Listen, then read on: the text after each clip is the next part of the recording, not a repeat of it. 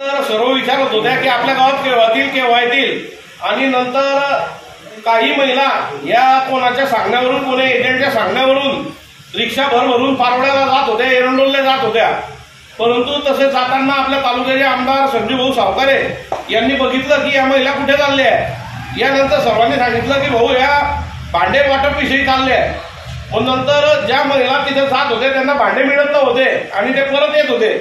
या सर्व प्रकारामुळे त्यांचा रोजगार डुबायचा, त्या दिवशीचा रोजगार डुबायचा. वरतून येणं जाणं आणि वरतून भांडे मिळत नव्हते, त्याचे हाल व्हायचे.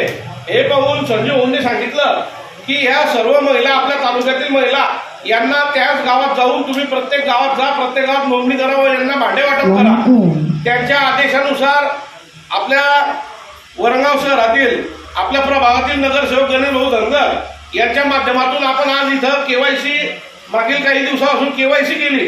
हे केवायसी केल्यानंतर ज्या लोकांनी महिलांनी इथं केवायसी इथं केलेली आहे त्याच लोकांना इथं आज भांडे वाटप होणार आहे. प्रत्येक महिलांना विनंती आहे की सर्वांना भांडे इथं मिळणार आहे. पुढे सुद्धा ही योजना चालू राहणार आहे.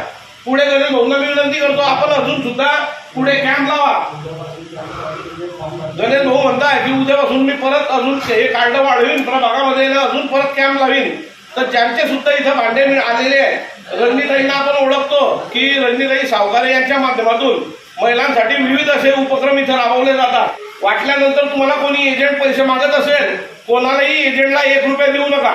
इथं जे केवायसी झालेली आहे ही संजू भाऊ सावकारे यांच्या माध्यमातून झाली आहे, ही गणेश भाऊ धनगर यांच्या माध्यमातून झालेली आहे, ही भारतीय जनता पार्टीच्या माध्यमातून झाली आहे. म्हणून कोणत्याच एजंटला 1 रुपया द्यायचं काम नाही. कोण जर पैसे मागले तर गणेश भाऊला सांगा, मला सांगा, कोणाला 1 रुपया द्यायचं नाही. आमचं फक्त एकच तुम्हाला म्हणणं आहे की ज्याप्रमाणे तुम्ही मागील काळात आमच्या बरोबर राहिले, ज्याप्रमाणे तुम्ही मता स्वरूपात आम्हाला प्रेम दिलं, त्या स्वरूपात या पुढील सुद्धा स्वरूपात यापुढे सुद्धा तुम्ही भारतीय जनता पार्टीला असं सहकार्य करा, मतदान करा, एवढी छोटीशी आमची अपेक्षा असते.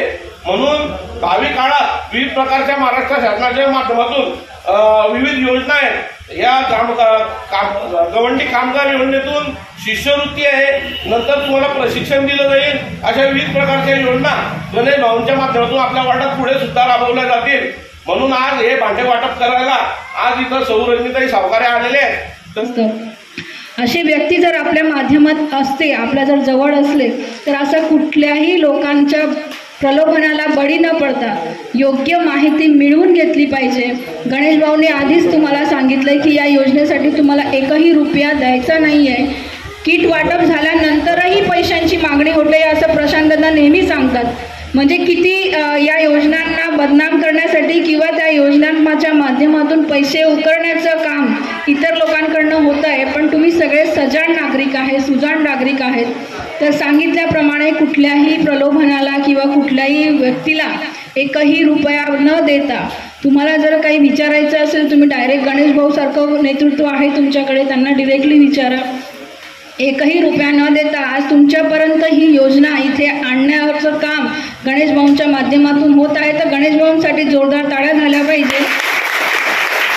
कारण आम्ही पण म्हणजे इलेक्शनच्या आधीपासून दादा ही सगळी योजना आहे. आम्ही स्वतः देखील म्हणजे मी स्वतः देखील बऱ्याच जणांचे फॉर्म व्यक्तिगत भरले. कारण काय ज्या धुणे भांडे करणाऱ्या ज्या महिला आहेत त्यातल्या काही महिला अशा होत्या की ज्यांना लिहिता वाचताही येत नाही.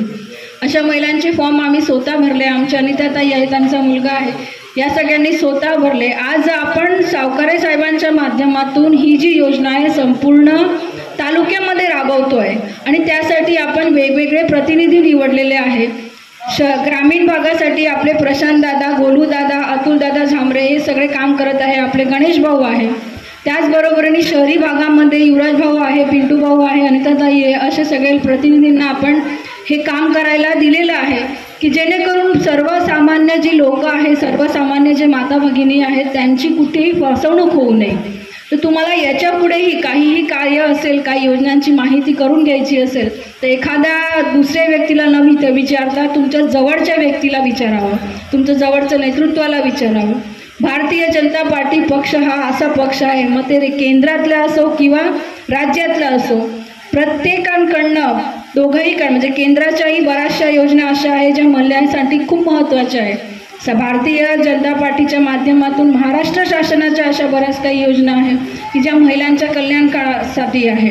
इन शॉर्ट सांगायचं म्हणजे एकच आहे की आपला BJP पक्ष हा एक असा पक्ष आहे की ज्यांना महिलांची उन्नती प्रगतीसाठी काम करण्यासाठी प्रेरित करतं आणि त्या माध्यमातून ते काम करत आहे। वेगवेगळ्या योजना महिलांसाठी आज राबवल्या जात आहे। लाडकी बहीण योजना ज्याचा सगळ्यांना तुम्हाला लाभ मिळतोय ना। बरेचसे अपप्रचार करण्यात आले होते इलेक्शनच्या काळामध्ये की फक्त महिलांना आकर्षित करण्यासाठी लाडकी बहीण योजना आहे। इलेक्शन झालं की ही बंद होईल। बंद झाली का? मिळताय पैसे येत आहे ना। म्हणजे आपलं हे पक्ष म्हणजे आपलं शासन भारतीय तुमचं सगळ्यांचं साथ आणि सहकार्य पाहिजे आहे। तर मिळेल की नाही? आवाज थोडा कमी मिळतोय, मिळेल ना? मग जर काही निवडणुका लागल्या तर कुठल्या पक्षाला साथ द्या, कुठल्या पक्षाच्या व्यक्तीला साथ द्या? कमळ, बरोबर। कमळलाच आपल्याला साथ द्यायची आहे, कारण माता भगिनींचे आशीर्वाद ज्यालाही मिळतात तो नक्की त्यांच्या आयुष्यामध्ये प्रगती करतो। मी पुनश्च एकदा गणेश भाऊचं आणि त्यांच्या संपूर्ण टीमचं मनापासून कौतुक करते। आता ह्या ठिकाणी मी तुम्हाला सांगू इच्छिते, सावकारे साहेबांच्या माध्यमातून जवळपास 5,000च्या वर KYC झालेले आहेत आणि 2600च्या वर भांडे वाटप झालेले आहे। आता तुम्हाला तो डिफरन्स समजेल, 5,000 KYC झाले आणि 2600 झाले, तर बाकीच्यांचं काय? आता इथेही जवळपास बऱ्याच महिलांची जी KYC झाली त्यांना भांडे वाटप होईल, पण ज्यांची KYC झाली आणि भांडे नाही मिळाले, तर जर 100 लोकांची KYC झालेली आहे आणि दादांकडे 50 किट आले तर दादा 50 जणांनाच तो लाभ देऊ शकतील। पण ते 50 जे उरलेले आहे बाकीच्या लॉटमध्ये जे 50 येतील त्यांना पण मिळेलच। ज्यांचं KYC झालंय त्यांना मिळेलच। आता ज्यांचं KYC झालंच नाहीये त्यांचं पण दादांनी सांगितल्याप्रमाणे 10 दिवस इथे कॅम्प लागणार आहे, बरोबर? तर इतरांकडे न जाता दादांकडे येऊन तुम्ही त्या KYCची जी प्रक्रिया आहे ती करून घेणे आणि KYC झाल्यानंतर दादांना जेव्हा तेवढे किट अवेलेबल होतील तेव्हा ते भांडे वाटपाचा कार्यक्रम होईल। म्हणजे आज जर 100 महिलांचं KYC झालं आणि दुसऱ्या दिवशी तुम्ही म्हणाल 100च्या 100 की आम्हाला भांडे दे हो, दादाकडे शक्य आहे का ते? तर जरा शक्य नाही। त्यांच्याकडे ते किट आल्यानंतर ते वाटप करतील। म्हणजे आज जर KYC झाले आणि त्या किट आल्यानंतर ते म्हणतील की आता एवढे किट आले त्याचं वाटप होईल। आता आपण तिकडेही वाटप करत होतो, मी तुम्हाला आवाज सांगितला 5,000च्या वर KYC झाले आणि 2600 किट आले, आपण 2600-2700 किट वाटप केले। बाकीचे किट जसे येतील तसे तसे तालुक्यामध्ये डिस्ट्रीब्यूट केले जाते। म्हणजे आता काय होतंय, संपूर्ण तालुक्यामध्ये हे प्रक्रिया सुरू आहे। म्हणजे तुमचं फक्त वरणगावचा हा प्रभागच नाही तर वरणगावमध्ये वेगवेगळ्या ठिकाणी सुद्धा वाटप होते। तसंच इतर गावं आहे, आपल्या भुसावळमध्ये जवळपास 52 ते 53 गावं आहे। दररोजचे दादांना माहिती आहे, प्रशांतदादांना वेगवेगळे गावांमध्ये ते टप्पे घेतले जात आहे। म्हणजे तुमच्यासारख्या अशा कितीतरी महिला आहेत ज्यांना या योजनेचा लाभ मिळवून द्यायचा आहे।